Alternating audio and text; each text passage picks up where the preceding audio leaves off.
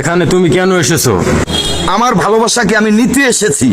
যদি জান নিয়ে এখান থেকে ফেরত যেতে চাও তাহলে চলে যাও। চৌধুরী সাহেব, এখান থেকে যদি যেতেই হয় আমার ভালোবাসার মানুষকে আমি নিয়ে যাবই যাব।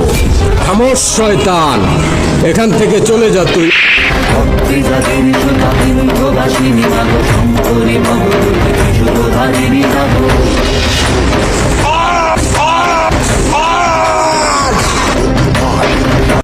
তোমার এত বড় স্পর্ধা, তুমি আমার বাড়ির সামনে দাঁড়াই আমারই ধমক দাও?